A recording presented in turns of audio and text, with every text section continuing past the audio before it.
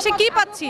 শুধু ডেটের পর ডেট পাচ্ছি। যদি আজকে 43 বছর পর বঙ্গবন্ধু হত্যার বিচার হয়, তাহলে 29 বছর পর সালমান হত্যার বিচার হোক। আসামিরা ঘুরে বেড়াচ্ছে, শুটিং করতেছে।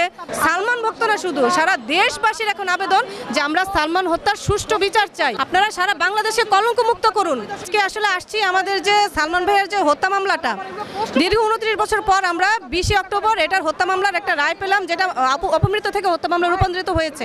তো আজকে এটা প্রতিবেদন জমা দেওয়ার তারিখের ডেট ছিল, কিন্তু আমরা সেজন্য আসছি যে এটার রেজাল্টটা কি।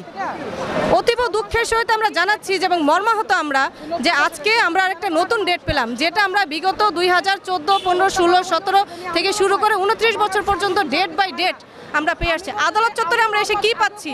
শুধু ডেটের পর ডেট পাচ্ছি। কিন্তু আমরা এই ডেটের পর ডেট আর চাই না।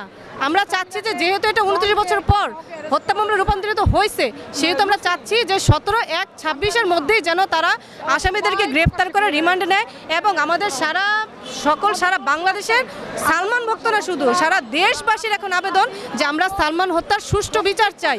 কিন্তু প্রশাসনের প্রতি আমরা খুবই মর্মাহত যে তারা আজ পর্যন্ত একটা কারো কোনো কিছু করতে পারলো না। আপনার এই আসামিরা ঘুরে বেড়াচ্ছে, শুটিং করতেছে, তারা হচ্ছে গান করতেছে, সামাজিক যোগাযোগ মাধ্যমে অ্যাক্টিভ। কেউ কেউ মামলাকে ওঠানোর জন্য তারা আগাম জামিন নেওয়ার জন্য যাচ্ছে। কিন্তু এটা হবে কেন? তারা যেন টাকার কাছে বিক্রি না হয়। প্রশাসনের কাছে আমার একটা অনুরোধ, টাকার কাছে বিক্রি হলে চলবে না। আপনারা সত্য এবং ন্যায়ের পক্ষে থাকুন এবং একটা নিরপরাধ মানুষকে যে এইভাবে 1996 সালের 6 সেপ্টেম্বর নির্মমভাবে হত্যা করা হলো, আপনারা সারা বাংলাদেশে কলঙ্ক মুক্ত করুন। সারা বাংলাদেশে কোনো কলঙ্কিত একটা জাতি হিসেবে রয়েছে যে হত্যা মামলাটার কোনো বিচার করা হয় নাই। যদি আজকে 43 বছর পর বঙ্গবন্ধু হত্যার বিচার হয়, তাহলে 29 বছর পর সালমান হত্যার বিচার হোক। আমাদের এই একটাই চাওয়া, সকল সালমান ভক্তের যা দাবি, we want justice for Salman Shah. দেশে দেশে সবার সাথে দ্য নিউজ।